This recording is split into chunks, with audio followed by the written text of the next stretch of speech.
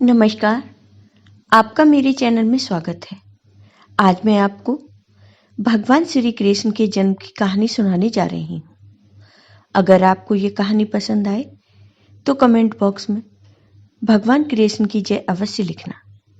साथ ही अगर आपने अभी तक मेरे चैनल को सब्सक्राइब नहीं किया तो सब्सक्राइब कर लीजिए और बेल आइकॉन पर क्लिक जरूर कीजिए, जिससे हमारे वीडियो के नोटिफिकेशन आपको मिलते रहें। कृष्ण जन्माष्टमी का पर्व हिंदू धर्म के लोगों द्वारा बड़े ही हर्षोल्लास के साथ मनाया जाता है। पौराणिक कथाओं के अनुसार इस दिन जगत के पालनहार श्री हरि विष्णु ने कृष्ण रूप में अपना 8वां अवतार लिया था। भाद्रपद माह के कृष्ण पक्ष की अष्टमी तिथि को इनका जन्म हुआ था, जिस कारण इस तिथि को जन्माष्टमी के रूप में आज भी लोग मनाते हैं।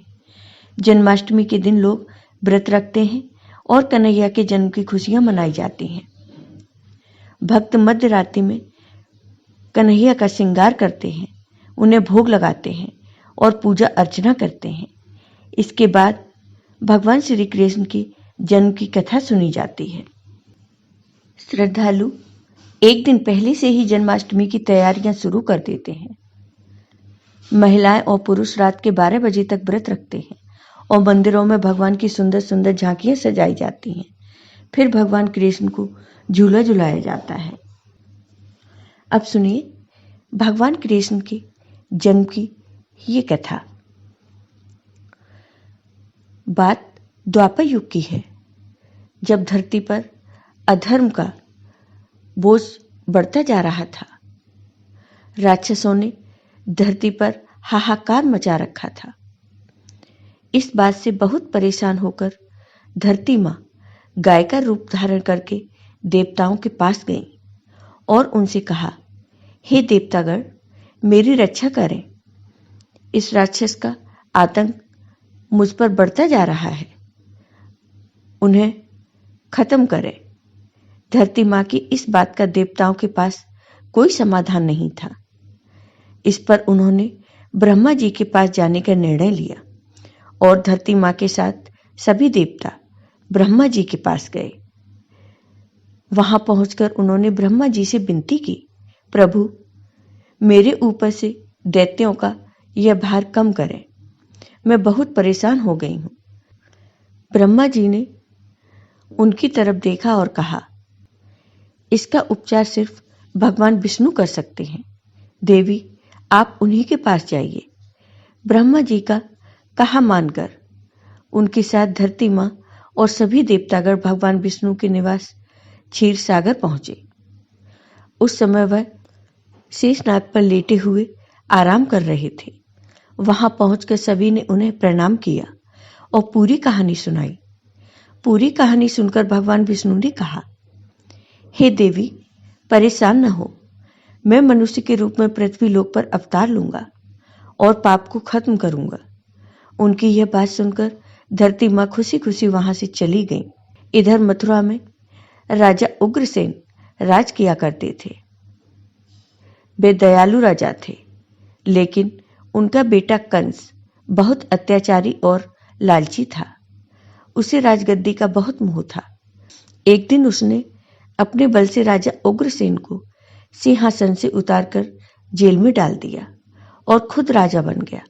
लेकिन कंस अपनी बहन देवकी से बहुत प्यार करता था।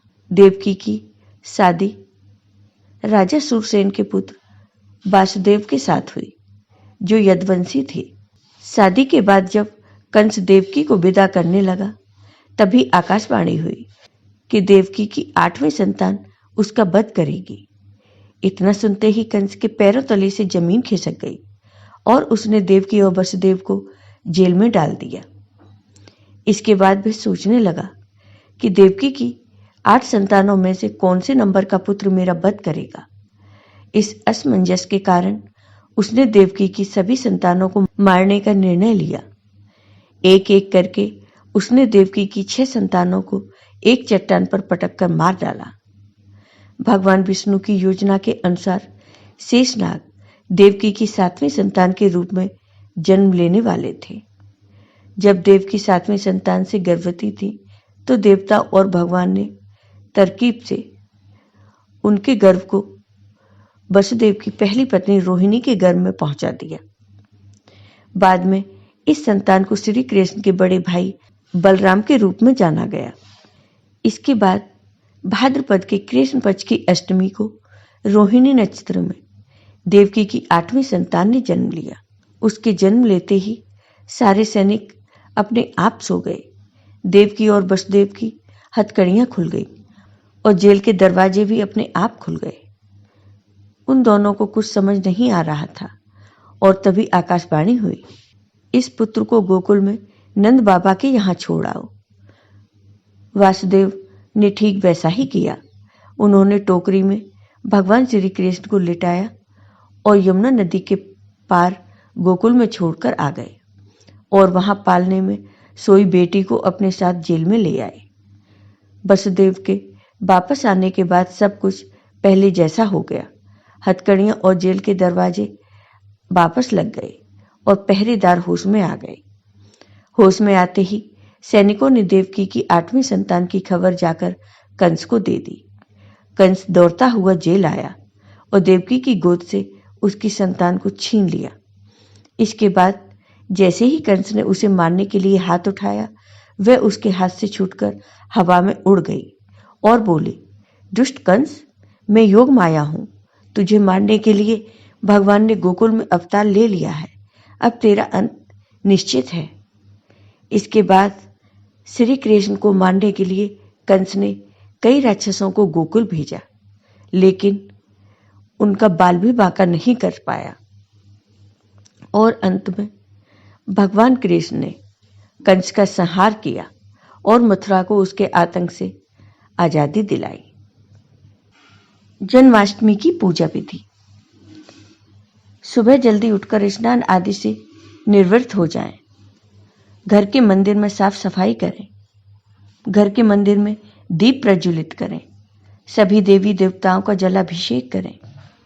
इस दिन भगवान श्री कृष्ण के बाल रूप यानी लड्डू गोपाल की पूजा की जाती है। लड्डू गोपाल का जलाभिषेक करें। इस दिन लड्डू गोपाल को झूले में बिठाएं। लड्डू गोपाल को झूला झुलाएं। अपनी इच्छा अनुसार लड्डू गोपाल को भोग लगाएं। इस बात का ध्यान रखें कि भगवान को सिर्फ सात्विक चीजों का भोग लगाया जाता है। लड्डू गोपाल की सेवा पुत्र की तरह करें। इस दिन रात्रि पूजा का महत्व होता है, क्योंकि भगवान श्री कृष्ण का जन्म रात्रि में हुआ था। रात्रि में भगवान श्री कृष्ण की विशेष पूजा अर्चना करें। लड्डू गोपाल को मिश्री मेवा का भोग भी लगाएं। लड्डू गोपाल की आरती करें। इस दिन अधिक से अधिक लड्डू गोपाल का ध्यान रखें। इस दिन लड्डू गोपाल की अधिक से अधिक सेवा करें। जन्माष्टमी का महत्व।